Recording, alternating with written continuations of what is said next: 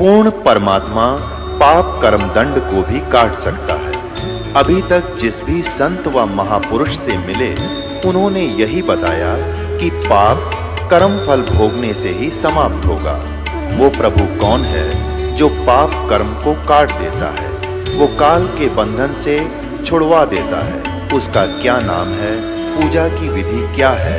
कृपया अवश्य सुनिए जगत गुरु तत्वदर्शी संत रामपाल जी महाराज के अमृत वचन।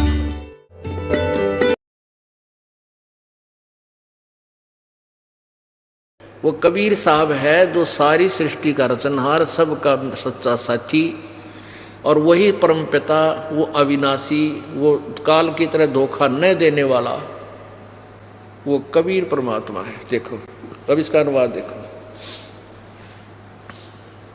जो अथर्वाण माने अचल अविनाशी, पितर माने जगत पिता, देवबंधु भक्तों का वास्तविक साथी अर्थात आत्मा का आधार, बृहस्पतिम जगत गुरु, बृहस्पति माने सबसे बड़ा ज्ञानदाता परमात्मा, चै तथा नमसा विनम्र पुजारी अर्थात विधिवत साधक को सुरक्षा के साथ गच्छात, सतलोक गए हुओं को सतलोक ले जाने वाला, विश्वेशाम यानी सर्व ब्रह्मांडों का की जनिता रचना करने वाला अर्थात जगदम्बा अर्थात माता के गुणों से युक्त भी युक्त, न दबायत काल की तरह धोखा न देने वाले, स्वाधावान मन स्वभाव अर्थात गुणों वाला, यथा ज्यों का त्यों अर्थात वैसा ही वह, स माने वह, तो माने आप, कबीर देव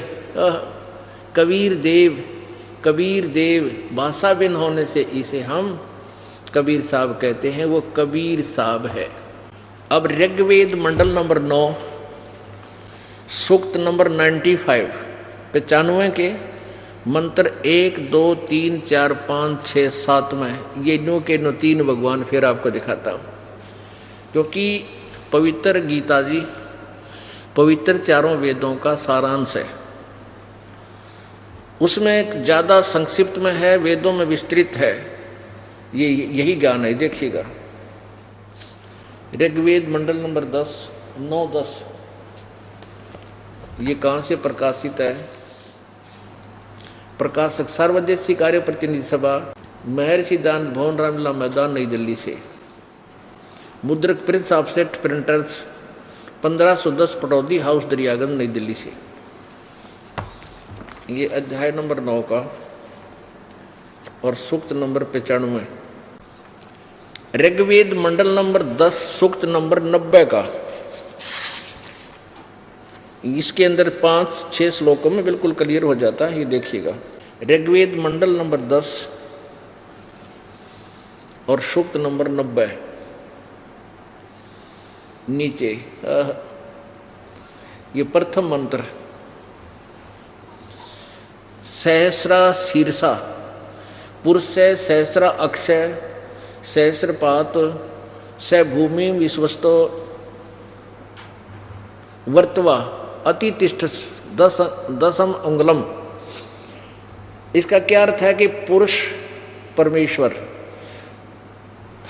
संसार के सिरों वाला, सहस्र माने हजारों सिर वाला, हजारों सहस्र अक्ष हजारों आँखों वाला, इन्होंने संसार भर की आँखें लिखी है, और हजारों पैरों वाला, वह जगत के महान उत्पादन कारण प्रकृति को सब तरफ से आच्छादित करके दशांगुलम 10 इंद्रियों वाले शरीर को अतिक्रांत करके सतीत है। अब इसका क्या अर्थ है? इसका सीधा सा अर्थ बना है कि वो जैसे गीता जी अध्याय नंबर 11 में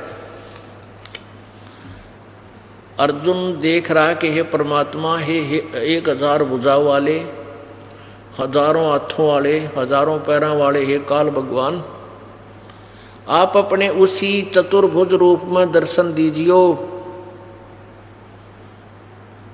हे सहस्रा बाहु, 1000 भुजा वाले, 1000 हाथों वाले, 1000 मुखों वाले, 1000 पैरों वाले, यानी वो काल जो है, ये काल के बारे में कहा इस प्रथम मंत्र में। आगे देखो, अब ये आपको दास सृष्टि रचना इसमें से सुनाएगा जो हमने इसका अनुवाद किया। ये तड़ंगा कर रखा है इन्होंने, इनको पता, जैसे किसी ने रामायण की कहानी का और मौखिक ज्ञान ना हो, वो श्री रामायण जी की चौपाइयों का के अनुवाद करेगा, अड़ंगा करेगा। रावण का पता नहीं के लिखेगा, लंका का पता नहीं के लिखेगा। उन्हें बेरा लंका कौन, रावण कौन, सीता कौन थी, राम कौन था, दशरथ कौन था। तो जिसको इस मौखिक कहानी का पता होगा तभी ये सदग्रंथ सुलझेंगे। ये सृष्टि रचना से सुलझते हैं। अब देखना, इसके प्रथम मंत्र में इसका अर्थ बनता है कि विराट रूप काल, वो पुरुष अर्थात क्षर पुरुष, 1000 सिरों वाला, 1000 आँखों वाला, 1000 पैरों वाला है। वह काल भूमि वाले 21 ब्रह्मांडों को, यानी अपने अंतर्गत जो इसके 21 ब्रह्मांड आते हैं, उनको सब ओर से 10 उंगलियों से अर्थात पूर्ण रूप से काबू किए हुए है। वृत्वा माने गोल आकार घेरे में घेर कर रखा हुआ, वृत्वा गोल आकार अंडाकार घेरे में घेर कर, इससे बढ़कर अर्थात अपने काल लोक में सबसे न्यारा भी 21वें ब्रह्मांड में ठहरा है अर्थात रहता है। अब दूसरे मंत्र में कहा है कि इस प्रकार कुछ सही तौर पर पुरुष भगवान है, वह अक्षर पुरुष अर्थात परब्रह्म है। अब इस दास के अनुवाद पर विश्वास बहुत देर से बनेगा, क्योंकि ये यही अड़ंगा अड़ा देते हैं कि रामपाल संस्कृत नहीं जानता और वो क्या जाने वेदों के बारे में। तो ये कथा इनकी पहला, ये या चाबी पहले लग गई 600 साल पहले, अब नहीं लग सकेगी। अब देखो, ऋग्वेद मंडल नंबर 10 सूक्त नंबर 90, और इसका प्रथम मंत्र आपने पढ़ लिया, सहस्रा अक्षा सहस्रा शीर्षा, शीर्षा माने सिर, सहस्र माने 1000, बालक भी बता देगा। सहस्र अक्ष 1000 आँखों वाला, सहस्र पाद माने 1000 पैरों वाला, स भूमि विश्वस्त वृत्वा अतितिष्ठ दशांगुलम, वृत्वा माने गोलाकार में, ये वृत्वा आच्छादित करके, वृत्वा माने गोल वृत्त के आकार में, 10 अंगुलों माने पूर्ण रूप से जैसे काबू करके सब ओर से अपने भूमि, अपने 21 ब्रह्मांडों को वह रोके हुए है। आगे दूसरे में कहा है, जो उत्पन्न हो चुका है और जो उत्पन्न होने वाला है और जो वर्तमान में है, वह सब पुरुष ही है और अमरता और मोक्ष अर्थात मोक्ष का स्वामी है। जो प्रकृति से बढ़ता है, अन्न से बढ़ता है, उसका भी स्वामी है। अब इस दूसरे में इस अक्षर पुरुष की, इस अक्षर पुरुष के विषय में कहा है। इसमें क्या इसका अर्थ बनता सीधा है कि इस प्रकार कुछ सही तौर पर भगवान है, यानी क्षर पुरुष से कुछ ज़्यादा सताई है अक्षर पुरुष। वह अक्षर पुरुष अर्थात परब्रह्म है और इदम माने यह जो उत्पन्न हुआ है और जो भविष्य में होगा, यह सब प्रयत्न से अर्थात मेहनत द्वारा अन्न से ही विकसित होता है। यह अक्षर पुरुष भी संदेह युक्त, उक्त माने संदेह युक्त, अमृत माने मोक्ष का ईशान माने स्वामी है। यानी पूर्ण अविनाशी नहीं है, पूर्ण मोक्ष नहीं दे सकता ये अक्षर पुरुष भी। अब देखो तीसरे में कमाल किया है, ये देखियो तीसरे में सूक्त मंडल नंबर 10 और सूक्त नंबर 90 मंत्र नंबर 3। अब क्या बताया है कि ये जो अक्षर पुरुष है ना, उसकी तय इतनी महिमा है, इतनी इस पुरुष की जगत आदि विभूति है और वह परमेश्वर तो ओए होए, और पुरुष माने वह परमेश्वर तो इससे भी बड़ा है। अरे तेरा गजब भैया, पहले में तो इस शहर सा 1000 हथाले 1000 पैराले काल के बारे में, दूसरे में अक्षर पुरुष के बारे में, और तीसरे में बताया है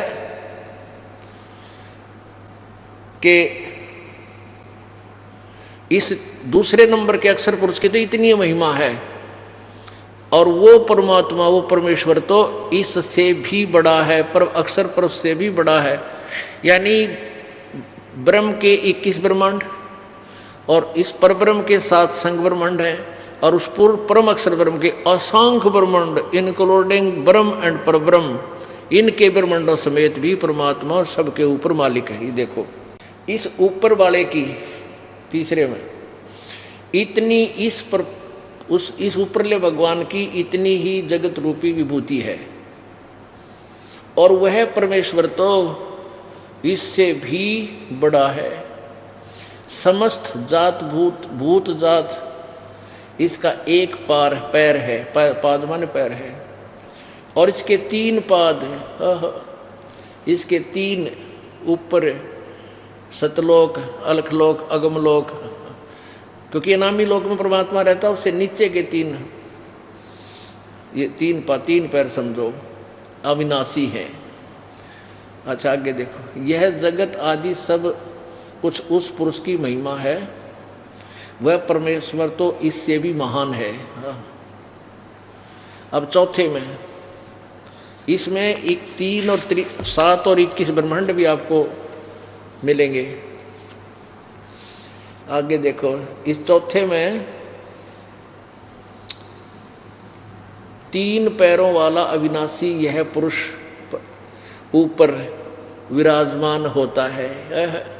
वो तो ऊपर रहता है सतलोक में, इसका एक पैर यह जगत तो फिर यहाँ प्रकट होता है, और वह प्रभु सर्वत्र व्यापक है। वह खाने और न खाने वाले 1 लाख जीव खाता काल, और परब्रह्म नहीं खाता।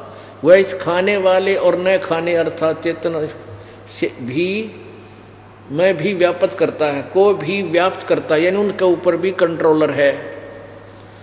5वें में उस परमेश्वर अधिष्ठित प्रकृति से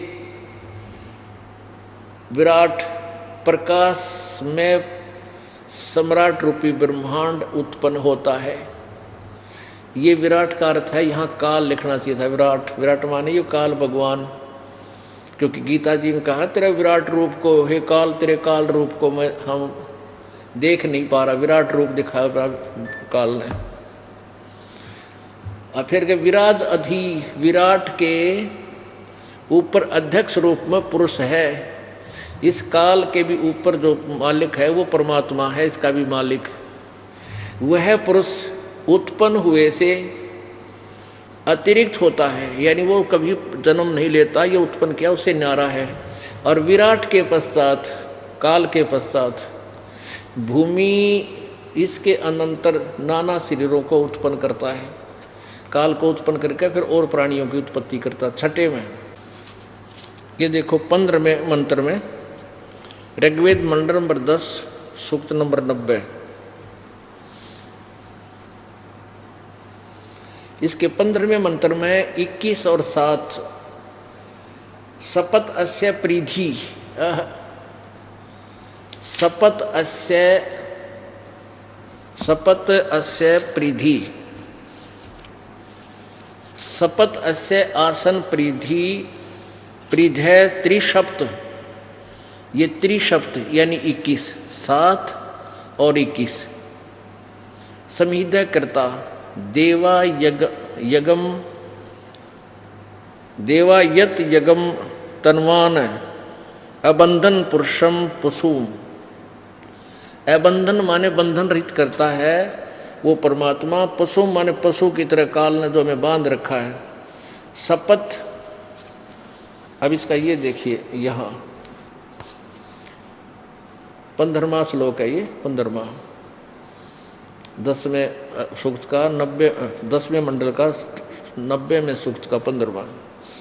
सपत अस्य आसन प्रीधय और त्रिशपथ माने 21, 7 तिया 21 त्रिशप्त, समीधय कर्ता देव यथ यगम तन्वाना अबंधन पुरुषम पशुम। 7 शंख ब्रह्मण तो परब्रह्म के तथा त्रिसप्त 21 शंख ब्रह्मंड काल के। समीधय कर्म दंड दुख रूपी आग से दुखी। कर्ता मन करने वाले। प्रीधय गोलाकार घेरे रूप सीमा में आसन माने विद्यमान है। और जो पुरुष पूर्ण परमात्मा की यज्ञ विधिवत धार्मिक कर्म पूजा करता है, पशुम बलि के पशु की रूपी काल के जाल में कर्म बंधन में बंधे देवा माने भक्त आत्माओं को तनवाना काल द्वारा रचे फैलाए पाप के कर्म बंधन जाल से अबंधनन बंधन रहित करता, अर्थात बंदी छुड़वाने वाला बंदी छोड़ है। अब आगे देखो, इन्हीं के द्वारा अध्याय नंबर 10 के ना ऋग्वेद मंडल नंबर 10 सूक्त, ये 90 ही चल रहा है। 90 इसका आखिर यहाँ लास्ट मंत्र है। 91 यहाँ से शुरू होता है। ये 16वां मंत्र है। दीव शक्तियाँ संगीतकरण आदि से अथवा अग्नि से सृष्टि रूपी यज्ञ को करते हैं। जो वे संसार के धारक बल मुख्य हैं, वे ही महान सामर्थ्य वाले हुए। वो आनंद स्वरूप परमेश्वर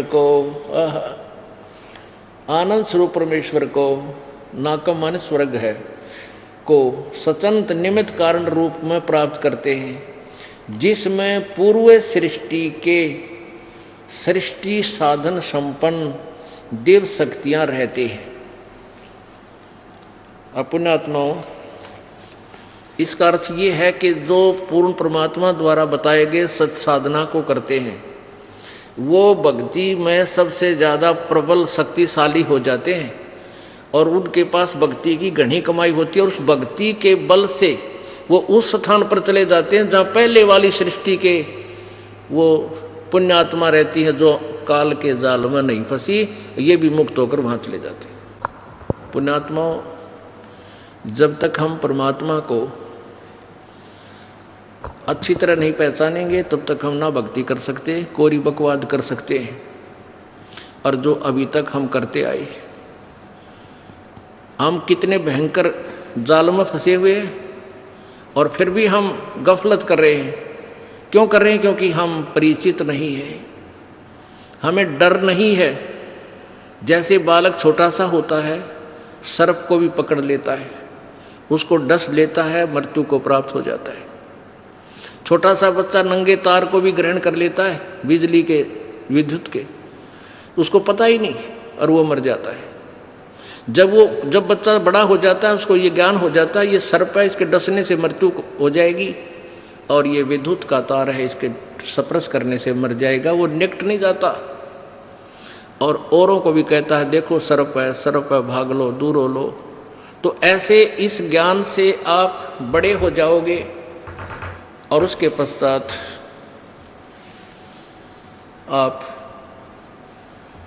आपको डर लगेगा और भयभीन भक्ति नहीं हो सकती।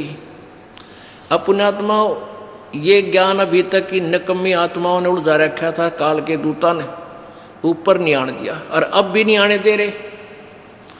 हमारा ये 2003 में एक आस्था चैनल पर ये प्रोग्राम चला था और इन नकली ऋषियों और संतों के द्वारा भ्रमित किए हुए व्यक्तियों ने वो बंद करवा दिया। और अब हम किसी चैनल पर जाते हैं तो कहते हैं नहीं हम नहीं चलाएंगे, वो तो निंदा करता है सबकी। एक आध चैनल ने अभी दया की है अपने परमात्मा की प्यारी बच्चों पर, जैसे जागरण चैनल पर, पहले साधना चैनल पे चला। और एक दिन वो आवेगा जब ये ना चलाओगे तो परमात्मा अंगा चलेगा, यानी इन टीवियाँ में हमारा ज्ञान चला करेगा, इनके कोई इंस्ट्रूमेंट काम में नहीं करेगा। इसका आपको एक प्रमाण दिखाते पुण्यात्माओं, ये परमात्मा वो अनहोनी करेगा, दुनिया देखती रह जाएगी। अपने बच्चों तक इसने ज्ञान पहुंचाना है, क्योंकि ये वो समय आ गया है जो 600 वर्ष जो सतयुग में जो वायदा हुआ था। अभी आपको दिखाते हैं कि एक परिवार की परमात्मा ने किसी कृपा बख्शी है। परमात्मा के बच्चे, एक परिवार रोहतक में रहता है, उन्होंने आके अभी दिखाया इस दास को ये चित्र कि हम सत्संग सुनने के लिए सीडी प्लेयर में और सीडी डालने लगे, ऑन किया टीवी, सीडी हाथ में, सीडी प्लेयर खाली, टीवी ऑन किया तो आप आगे उसमें कबीर परमात्मा इस दास के रूप में एज इट इज, जैसे सत्संग चल रहा है न्यू का न्यू, और टीवी में आगे सीडी हाथ में, सीडी प्लेयर खाली दिखा रखा फोटो में। और एक और ऐसा ही कमाल नासिक के अंदर, नासिक महाराष्ट्र में एक परिवार हमारा उपदेशी है, तो उस भगत के मन में कुछ डगमग सा हो रहा था और उसके पेट में इतना बड़ा फारा आ गया, चिंतित सा हो रहा था। उनके पास एक छोटा सा सीडी प्लेयर है, जैसे लैपटॉप होता है। वो क्या बताते हैं कि हम नित्य नियम करा करते, सुबह लाइट थी कोई ना, वो सीडी निकाल कर रख दी बाहर, उसमें से अब लाइट है ही नहीं, तो काम लाग गए अपना छोटा मोटा करो। इतनी देर में वो सीडी प्लेयर अपने आप वो नित्य नियम शुरू हो गया। सीडी प्लेयर नहीं है उसमें ना, वो सीडी नहीं है सीडी प्लेयर में। और हम दौड़े आए, देखा सीडी प्लेयर चल रहा है और कैसेट बाहर रखी है। फिर वहाँ से लाए, आसपास के व्यक्तियों को बुलाया, एक फोटोग्राफर बुलाया। उस भक्त ने यहाँ फ़ोन किया हमारे पास, भगत के पास, कि ऐसे ऐसे हो गया, अनहोनी होगी। तो भक्त ने कहा कि तुम इसका फोटोग्राफ ले लो। तो आसपास के कई व्यक्ति इकट्ठे हो गए, फोटोग्राफर को लाए बुला कर 2 किलोमीटर तक जाकर, तब तक वो नित्य नेम चलता रहा। सब ने देखा तो वो लोग कहने लगे तुम तो कोई रिद्धि सिद्धि कर रहे हो, इसलिए यू आप पाप बोल रहे हैं। रिद्धि सिद्धि कोई ना, परमात्मा की शक्ति बोल करेगी वे। अब आप सुनिएगा, बुलाइए इनको। इन्होंने ये फोटो ला कर दिया दास को, ये फोटो ला कर दिया इन बच्चों ने। ये सीडी प्लेयर ऊपर रखा है और यूँ खोल रखा कि इसमें सीडी नहीं है। और ये दास कहते हैं हम सीडी प्लेयर ऑन किया ना, टीवी ऑन किया, कैसेट सीडी हाथ में थी, डाली नहीं थी, और एकदम आपका चित्र आ गया ऐसे आशीर्वाद देते हुए। देखो याद, दौड़ कर गए, कैमरे वाले को बुला कर लाए, वापस कैमरे में फोटो लेते ही तुरंत ये चित्र समाप्त हो गया। अब ये अपने मुखारविंद से बताएंगे। अब भाई इब्नो होया करेगा ये खेल परमात्मा का, कहते राजी खुशी चला देंगे चलने वाले ना, परमात्मा आपा पहुंच जाएगा सबके यहाँ और सबके इंस्ट्रूमेंट फेल हो जाएंगे और परमात्मा का ज्ञान चला करेगा।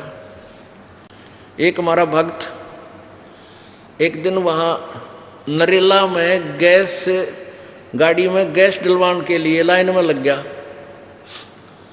और उससे नेक्स्ट गाड़ी में एफएम के ऊपर ये सृष्टि रचना का वचन चल रहा।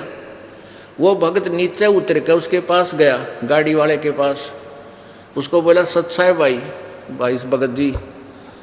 और उसने पता नहीं वो के बोला क्या भाई क्या बात है, कहने लगा आप नाम नहीं ले रहे, किसका, हम कोई नाम ना ले रहे। उसने सोचा यो भगत है, इसने ये कोई अपनी गाड़ी में कैसेट ला रखी है। ने बोला ये वचन यो कैसेट ला रहा तू हमारे गुरुजी की।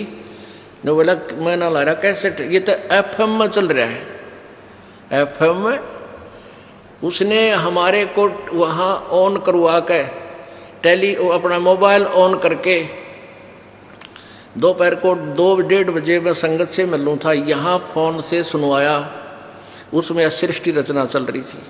वो कार वाला कह रहा था भाई ये तो आप पकड़ गया, कितना पकड़ा इसने एफएम ने, और आध घंटा हो गया यूँ चालना लाग रहा है। बोलो सतगुरुदेव।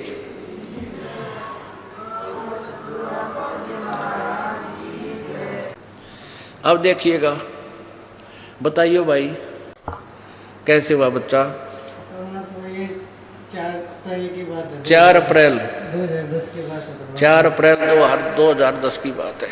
2-3 दिन से केवल की कोई प्रॉब्लम हो रही थी, सत्संग आपका देख नहीं पा रहे थे परमात्मा। जागरण हाय हाय। जो चलता था वो मिस हो रहा था परमात्मा। जागरण चैनल पे जो प्रोग्राम चल रहा है, किसी केबल के डिस्टरबेंस के कारण ये सुन नहीं पाए थे, ये कह रहा है। परमात्मा रोजाना फिर एक सीडी अपने प्लेयर में रोजाना चला लेते थे। अच्छा, एक सीडी चलवा लेते थे डेली। हाँ जी।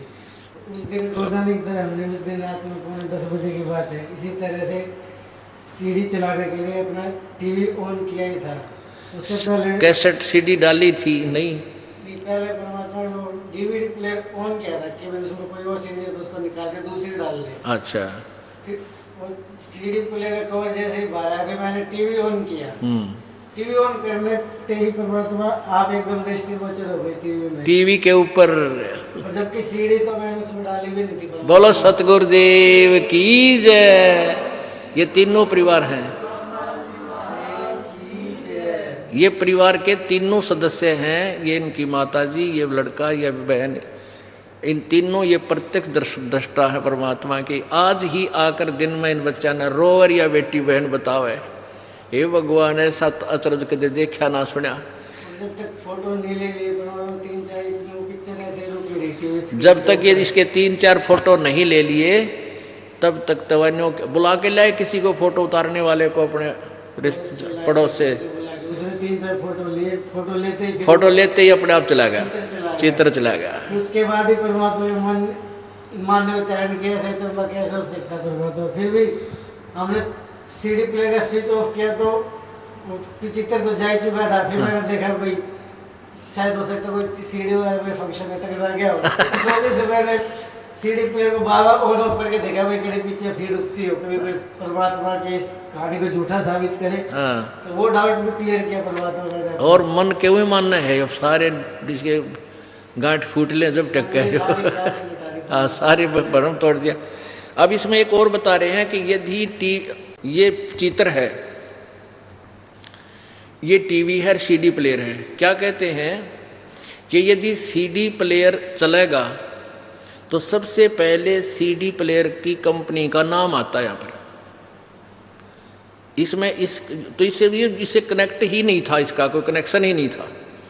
तो कहने का भाव ये है कि ये इसमें ये चला भी नहीं था, टीवी ऑन किया था, ये इन्हें खोल रखा, देखो ऊपर है जो सीडी प्लेयर को ऊपरला बक्सा खोल रखा है, ये बंद खुलने पास दिया चालक को ना कुकरे भी। तो ये फोटो परमात्मा वहाँ पहुँच गए। और ये फोटो भी न्यू का न जो यहाँ हम अपने चित्र में ले रखा वही आसन का है।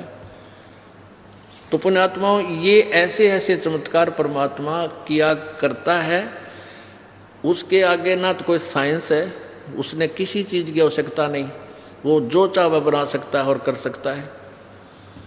और कुछ बताना चाहते हो भाई?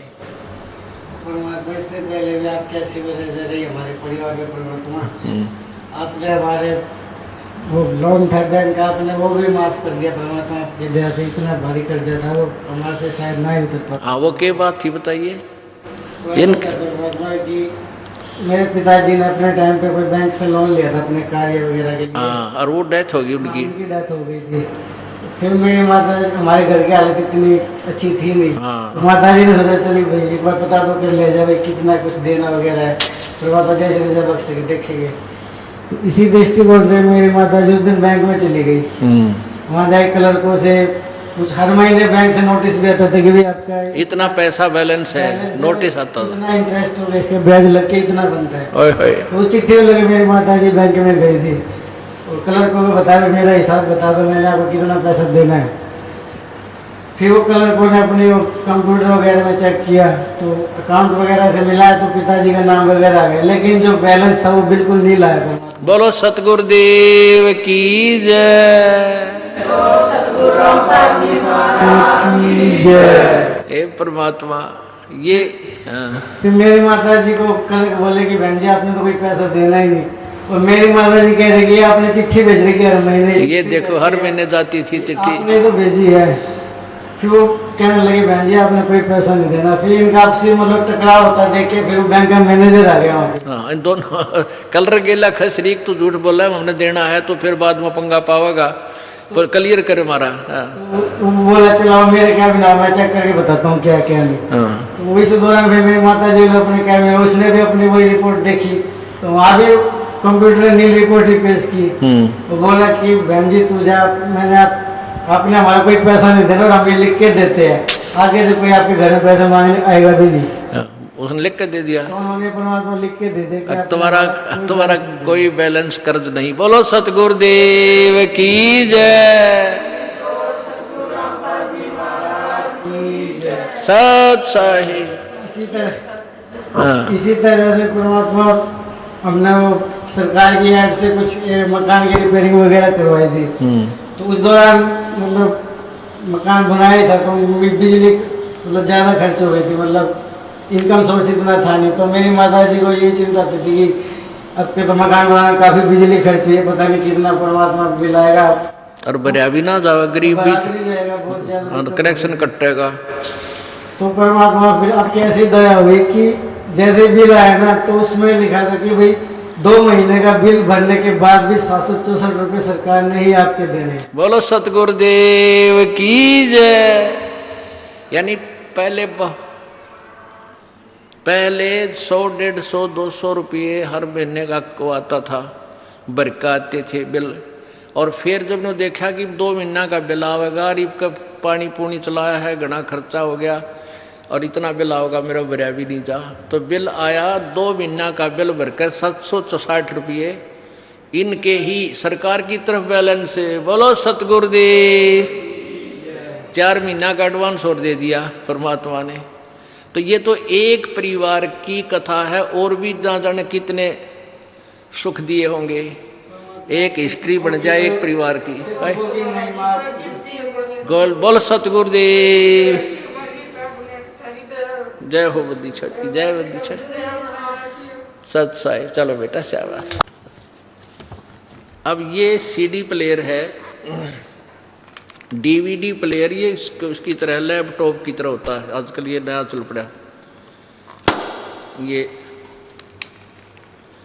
और इसमें सीडी नहीं थी, सीडी निकाल रखी थी। सुबह का नित्यनेम ये इन्होंने निकाल रखी थी, चलानी थी। जैसे सुबह का नित्यनेम करके वो निकाल दी जाती है, फिर रमैणी की लगाते हैं, फिर श्यामना आरती की लगाते हैं। आरती की रख रखी थी, तो सुबह लाइट आई नहीं, आरती वाली निकाल दी, नित्यनेम लगाना था, लाइट नहीं थी इनके पास, जैसा इन्होंने मुझे बताया। और काम लग गया अपने अपने, भी लाइट आनी नहीं, फिर देखो कब क्या होगा। इतने में अपने आप लाइट से इसका कनेक्शन भी काट रखा था, इसका इस सीडी प्लेयर का लाइट में नहीं लगा रखा था कि लाइट है ही नहीं, जो फायदा क्या। थोड़ी सी देर में अपने आप नित्यनेम शुरू हो गया। बोलो बाप बताएंगे कैसे हुआ। मैं पे लेके हुआ था और थोड़ी देर के बाद में सर पे तो 3 दिन से मेरा बहुत एकदम तकलीफ देने को चल रहा था। ये कह रहा है कि मेरे पेट में तकलीफ थी कई दिन से। 3 दिन से और अफारा आया हुआ था, पेट में फूला हुआ था, पेट तंग हो रहा था यो घना। बहुत तंग, और ऐसा थोड़ा भी चला है ना तो भी ऐसा हिला भी तो भी बहुत दुखता था। तो मैं ऐसे ही एक औरत ने बताया कि भाई आपके पास में पैसा ना हो तो हम आपको पैसा देंगे, आप दवा खाने जाओ। तो हमने बताया कि भाई हम 3 दिन तक तो नहीं जाने वाले, क्योंकि हमारे को ये गुरुजी की वजह से नहीं जाते आते दवा खाने में, हम आप ऑटोमेटिक खुद ही अच्छे हो जाएगा। तो बोले नहीं, बोले पैसा ले लो। बोले तो उसने 200 रुपये दिया तो हम रख लिया, हमारे पास में तो पैसा था ही, लेकिन हमारे को दवा खाना नहीं जाने का था। अभी सीढ़ी चालू होने की वजह से फिर हम क्या कि इधर फोन लगा दिए गुरुजी के पास में। अभी गुरुजी के पास में फोन लगाने के बाद में इधर से ऐसा बताया गया कि आपको ऐसा हो रहा है तो कोई सामने वीडियो वाला कभी हो तो उसको बुला के लाओ और उससे 2 कॉपी खिंचवा लो। हम वीडियो वाले के पास में जाके उसको ला के 2 कॉपी खिंचवाए तो वीडियो वाला आते समय हमें ये बता रहा है कि आपका कोई जादू टोना तो नहीं। बोलिए जादू टोना नहीं है, ये गुरुजी है, अभी हम नए किए। तो बोलिए किधर के गुरुजी? तो हमने बताया उनको कि हरियाणा के गुरुजी है, हम उधर जाते। अभी हमारा एक बच्चा है वो भी पहले से उधर है, तो उसका भी वैसा ही था, वो भी ठीक हो गया। इसीलिए हम नहीं जाने वाले थे दवाखाने में, हमारे को गारंटी था कि अभी परमात्मा हमारे को ठीक कर देंगे। इसी वजह से हम ऐसे ही लेटे रहे। तो उसके बाद में वो हमसे ऐसा अरे तेरी बात करने के लिए हम उसको बोला कि देखो अभी हमारा मोबाइल पे चालू है और उधर से गुरुजी बात कर रहे, आप लगे तो उनसे बात करो। तो उसके हाथ में आप मोबाइल देने से पहले ही वो कैसेट भी बंद हो गया और सब कुछ बंद हो गया। फिर मैं इसको समझा के बाद में बताया कि अभी तुम्हारे को क्या बोलना है तो बोलो। तुम कॉपी खिंचवाने के बाद पहले ही अगर से पूछते तो अगर ये बंद हो जाता हम आपको कुछ कह नहीं पाते, बोलो क्या बोलने का है। तो परमात्मा को पाने का तरीका ऐसा है, आप श्रद्धा निष्ठा अगर से भाव से परमात्मा का ध्यान रखोगे तो हर भक्त के सामने परमात्मा हर समय खड़े होते हैं, लेकिन आपको परमात्मा का जो है रूप पहचान नहीं जा पा सकते। अभी परमात्मा आपके पास में हर टाइम आके जा सकते हैं, यह भी हमारे को गारंटी हुआ है। बोलो सतगुरु किसी के ऊपर भरोसा ये नहीं रखने का हमारा ये होता नहीं है, लेकिन आप परमात्मा को अगर से पहचान सको तो हर इंसान ऐसा ही होगा और इसको कभी ये दिक्कतें आने वाली नहीं है और इसकी हर मुसीबतें हर समय परमात्मा दूर करते रहेंगे, यह हमें गारंटी हुआ है। बोलो सतगुरुदेव सत साहिब। इसका कहने का भाव ये है, इसके पेट में तकलीफ थी, कई दिन से चल रहा था और औषधि ये नहीं लेना चाहता था कि वे गुरुजी ठीक करेंगे। इन्हें फ़ोन किया था, भक्तों से यहाँ संपर्क हुआ तो पूछ लेते हैं भी ऐसे ऐसे उनको तकलीफ़ है कि वो कह रहा है दवाई तो मैं लूँगा नहीं गुरुजी, ना ब्योंत है दवाई लेने का। तो हम कह देते हैं भाई विश्वास रख भगवान पर, जब इतना विश्वास है तो प्रभु कौन सा दूर है। तो उसी समय इन्होंने ये लेटा हुआ था, लाइट थी नहीं, नित्यनेम चलाते थे ये लाइट से, तो अपने आप वो यो चल पड़ा, रखा मेज पे न्यू का न्यू, ऐसे ऐसे था ये, अपने आप चल पड़ा। तो ये भाग कर वहाँ से, ये जहाँ रह रहे हैं वहाँ से काफ़ी दूर, कितनी दूर था वो कैमरे वाला, आधा किलोमीटर दूर गए। उस कैमरे वाले को बुला के लाए कि तुम फोटो खींचो। तो उसने भी आकर देखा कि बगैर लाइट के और बगैर सीडी के, और ये बोल रहा है, चित्र भी चल रहा है उसमें, चित्र चल रहा था इसमें, वो न्यू का न्यूजिटी जो सीडी वाला, सीडी में जो नित्यनेम में जो दास का चित्र आता है वो न्यू का न्यू सारा चल रहा है, सीडी इसमें है नहीं। वो कैमरे वाला भी न्यू कहे तुमने कोई जादू जंत्र तो नहीं कर रखा है इसमें। वो फोटो खींचने वाला कैमरे वाला न्यू कहे तुमने कोई जादू जंत्र तो नहीं कर रखा है, ये अपने आप बोल रहा है सीडी नहीं है, पिक्चर चल रहा है। तो उसके तुरंत बाद इसका वो पेट का अफारा गड़बड़ वो भी ठीक हो गया, कति स्वस्थ हो गया। ये परसों आए हैं परमात्मा के दरबार में। बोलो सतगुरुदेव। ये किस दिन की बात है? तो ये अभी हमारे उसके 8 दिन पहले की बात। हाँ भी 7-8 दिन पहले की बात है, यानी आज 10 दिन पहले की बात है। इनके साथ ये घटना घटी। पुण्यात्माओं, कहने का तात्पर्य ये है हमारा कि परमात्मा अपने बच्चों को इतना विश्वास दिला देता है कि मैं जो चाहे सो कर सकता हूँ। ऐसे ही परमात्मा को प्राप्त ये पुण्यात्मा आदरणीय गरीबदास जी कहते हैं, सतगुरु जो चावे सो कर ही 14 कोट दूत जम डर ही, ऊत भूत जम त्रास निवारे और चित्रगुप्त के कागज पाड़े। बोलो सतगुरुदेव की जय। सत साहिब। परम पिता परमेश्वर पूर्ण ब्रह्म सर्व सृष्टि रचनहार कुल मालिक कबीर देव, वो कबीर परमात्मा है। उसी कबीर देव को उपमात्मक नामों से परब्रह्म, परम अक्षर ब्रह्म, पार ब्रह्म, एक होता है परब्रह्म, एक शब्द है पार ब्रह्म। परब्रह्म बोलते हैं नेक्स्ट, दूसरा।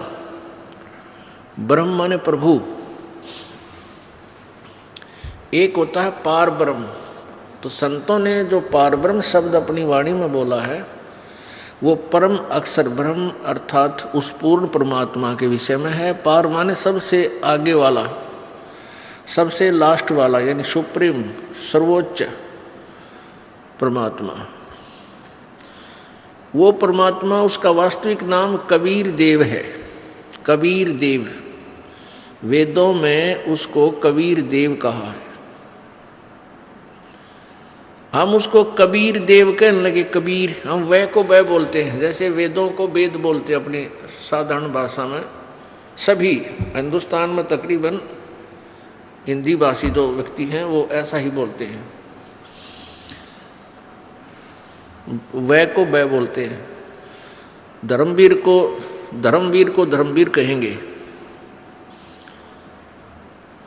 तो ऐसे हम उस कबीर देव को, जो वेदों में कबीर देव से प्रसिद्ध है, उसको हम कबीर कहने लगे। कबीर, तो हम अपनी भाषा में फिर उसको लिखते समय कै बै कै बड़ी की मात्रा और रै पूरा लिखने लगे। और देव माने साहब, कबीर देव माने कबीर साहब, कबीर भगवान, कबीर परमेश्वर।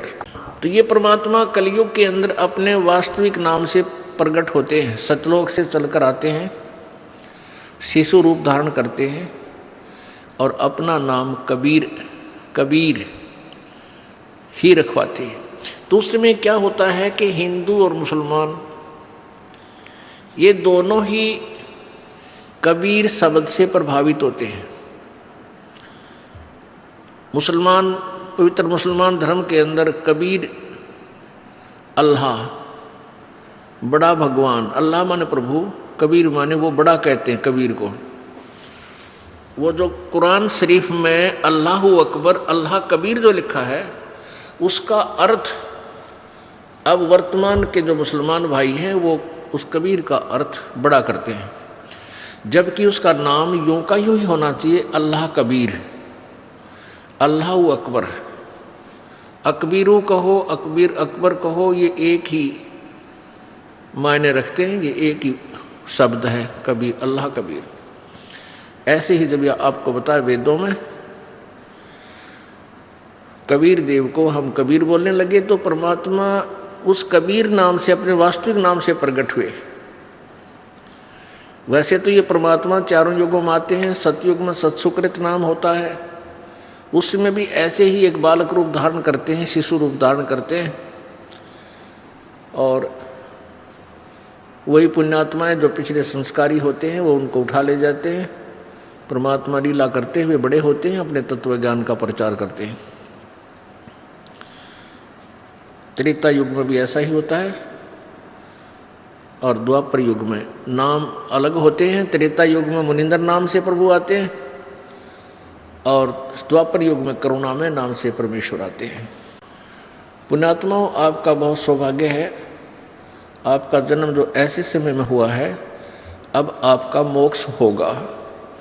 आपके ऊपर जो कर्म के, जो पाप कर्मों का दबाव है, पाप कर्मों के कारण जो संकट आए हैं, ये भी परमेश्वर कबीर जी अपनी शक्ति से, अपने विट्टो पावर से आपको सुख देगा। कल जो सत्संग प्रारंभ हुआ था उसके अंदर आपने सुना था कि परमेश्वर कबीर जी सर्वप्रथम जब इस काल के लोक में आए थे, सतयुग में, तो उसमें वो तपतशिला पर जल रही 1 लाख मानव शरीरधारी आत्माओं, यानी सूक्ष्म शरीर के अंदर वो प्राणी वहाँ तपतशिला पर काल के 21वें ब्रह्मांड में वहाँ तपतशिला पर जल रहे थे। उनके पास आकर खड़े हुए थे। परमेश्वर कबीर जी की कृपा से वो तपतशिला, यानी वो अपने आप गर्म रहती है, वो पत्थर की टुकड़ी, उसकी जो जलन थी, उसकी आँच थी, वो उन प्राणियों को लगना बंद होगी। टुकड़ी ज्यों की त्यों गर्म है, लेकिन परमेश्वर कबीर देव की कृपा से उनको वो जला नहीं रही थी, और उससे पहले वो तड़फ रहे थे। ये काल वहाँ भून रहा था। तो परमात्मा ने उनसे कहा था कि भाई,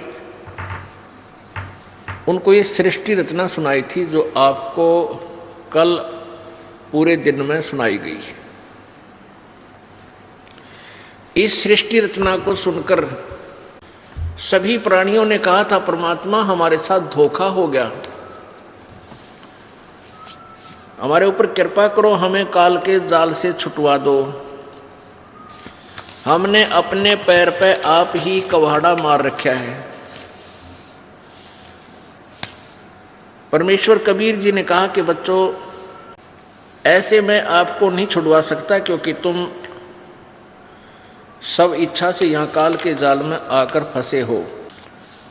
जब तुम संसार में चले जाओ, तुम्हें कभी मनुष्य जीवन मिले और मेरा कोई संत ये तत्व ज्ञान जो मैंने सृष्टि रचना बताई है ये बता रहा हो, ये ज्ञान सुना रहा हो, उसकी शरण में चले जाना, उपदेश ले लेना, अपना पीछा छुड़वा लेना, तब मैं तुम्हें पार कर दूंगा।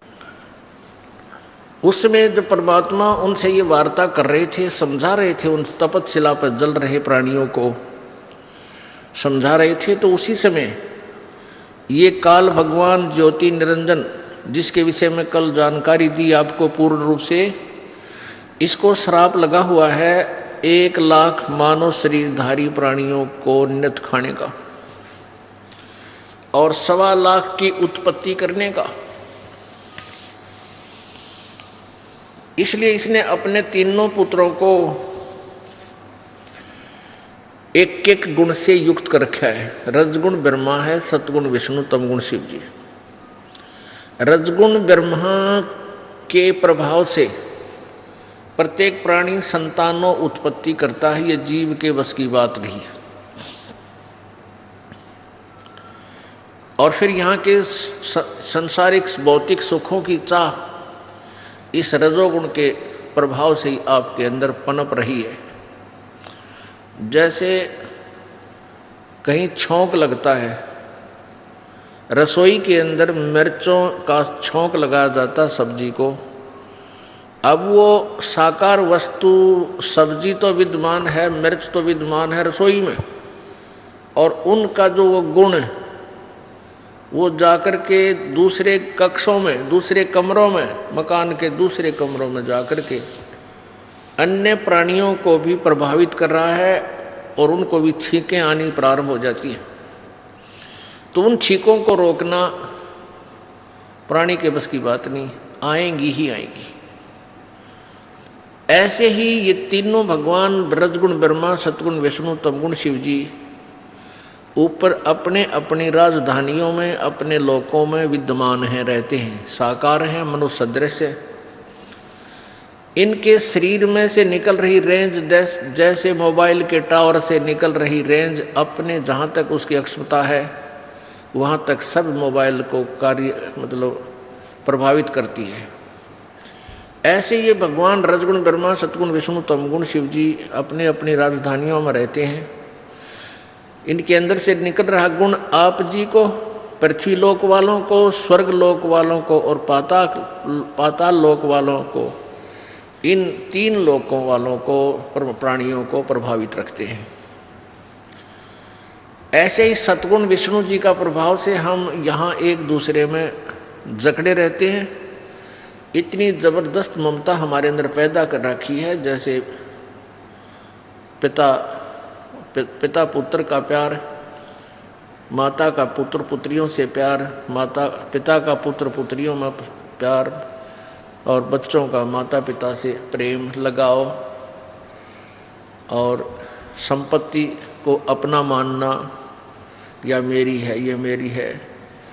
तो ये सब क्रिया जीव के अंदर सतोगुण भगवान विष्णु जी के कारण है, जिस कारण से हम इस काल के गंदे लोक में 100 कष्ट उठाकर भी यहाँ रहते हैं, रहना चाहते हैं, और एक दूसरे में हमारी ममता बनी रहती है। और तीसरा भगवान तमोगुण शिव है, शंकर भगवान, वो 1 लाख मानव शरीरधारी प्राणियों का नित्य संहार करता है। किते एक्सीडेंट करवा के, किते भूकंप ला के, किसी का हार्ट अटैक करवा के, किसी प्रकार भी जैसा भी उसका संस्कार उसी प्रकार उसकी मौत करके वो 1 लाख मानव शरीरधारी प्राणियों को अपने पिता इस काल भगवान के पास भेज देता है। पुण्यात्माओं, कल आपने श्रीमद् देवी भागवत जिसके अंदर हिंदी और संस्कृत दोनों लिपिबद्ध हैं, उसमें आपने पढ़ा अपनी आंखों से प्रोजेक्टर पे, भगवान शंकर दुखी होकर अपनी माता दुर्गा से पूछ रहे हैं, हे माता, यदि आप हम पर दयालु हैं, तो यदि आप हम पर दयालु हैं, आप कहते हो कि बच्चों तुम मुझे बहुत अच्छे लगते हो, बहुत प्यारे लगते हो, यदि आप हम पर दया युक्त हैं तो मुझे तमोगुण क्यों बना दिया, ब्रह्मा जी को रजगुण क्यों बनाया और विष्णु को सतगुण युक्त क्यों किया, क्यों बनाया। इनको भी मालूम है कि ये सब जुल्म हो रहा हमारे कारण ही हो रहा है, पर मिर्च के अंदर जो गुण है वो मिर्च उसको अपने आप खत्म नहीं कर सकती, अपने गुण को, उसको पता भी है तो भी नहीं उसको वो समाप्त कर सकती। ऐसे ही इन भगवानों को भी मालूम है कि ये सब तुम्हारे कारण ही ये जुल्म हो रहा है।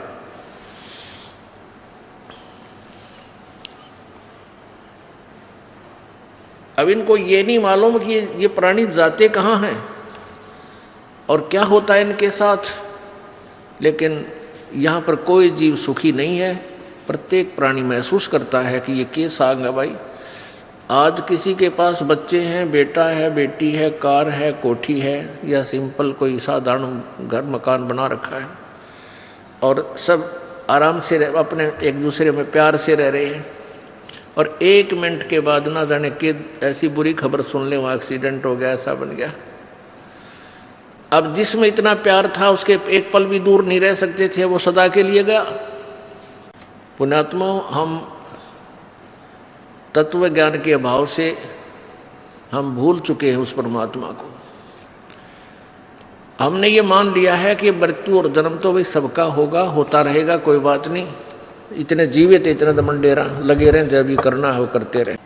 अब सत्संग में आने से ये ज्ञान कराया जाता है कि जिस दौड़ धूप में तू सारा जीवन खो देता है और वो तेरा कुछ भी काम नहीं आएगा। ये तो यहाँ एक रोजी रोटी अपना पेट भरने के लिए धंधा आप कर रहे हो, उसी के काम आएगा, भविष्य में कोई काम नहीं आएगा। अब पुण्यात्मा, हम ये भी भूल चुके हैं कि परमात्मा ने वही देना है जो आपके प्रारब्ध में लिखा है। आपकी किस्मत में जो दुख और सुख है वही आपको मिलेगा, उतना ही आपको पैसा मिलेगा, उतनी आपको संपत्ति मिलेगी, उतना ही बेटा और बेटी है संतान मिलेगी। इसके अतिरिक्त आपको कुछ भी नहीं मिलेगा, चाहे कितना ही जतन कर लेना। यदि आप किसी जंतर मंतर या किसी अन्य 2 नंबर के धंधे से धन कमाना चाहोगे, या कोई जंतर मंतर करके, कोई अटबट करके, कुछ क्रिया से यदि तुम कोशिश करोगे कोई संतान की, वो संतान आपकी दुश्मन बन जाएगी। कई कारण होते हैं, जैसे अब यहाँ प्रसंग एक और आपके मन में शंका उत्पन्न होगी कि भी जो भगवान परमात्मा वही देता है जो उसकी किस्मत में है, दुख और सुख, तो दुखी प्राणी अब सुखी कैसे होंगे। अब यहाँ यही पहलू समझाया जाता है, जैसे कल के सत्संग में आपको 3 परमात्मा बताए गए थे, एक सर्वब्रह्म, एक अक्षर ब्रह्म, एक परम अक्षर ब्रह्म।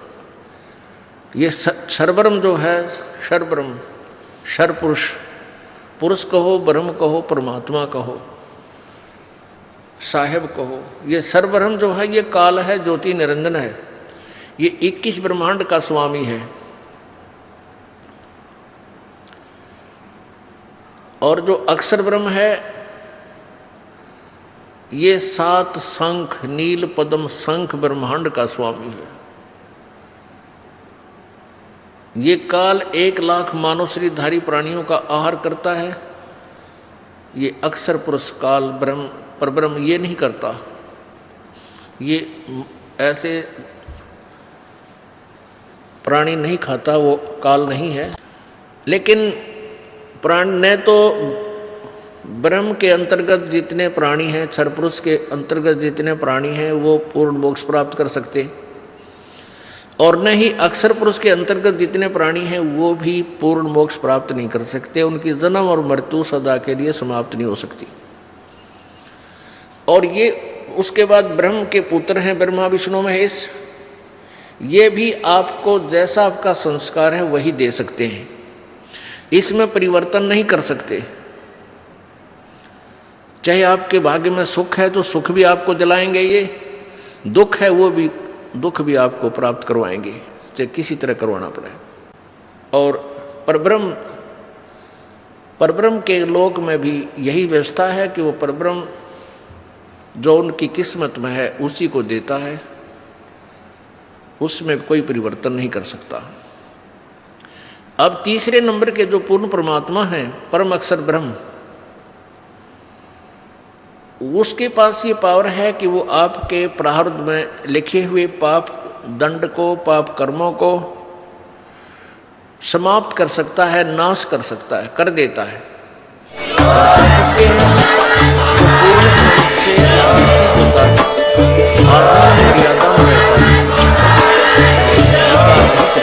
सब मर्यादाओं का पालन करता है। तो पूर्ण परमात्मा आपके भाग्य में जो दुख है, जो आपके प्रारब्ध में, आपकी किस्मत में, आप पाप के कारण जो आपको दंड मिलना है, उसको परमात्मा कैंसिल कर देंगे, समाप्त कर देंगे। और आपके भाग्य में कोई संपत्ति नहीं है और परमात्मा आवश्यक समझते हैं कि इस बच्चे को इतना तो अवश्य चाहिए, तो वो भी आपको अवश्य देंगे। लेकिन आपको इतना नहीं देंगे, इतनी संपत्ति नहीं देंगे, इतना धन नहीं देंगे कि वो आपकी जान का शत्रु बन जावे।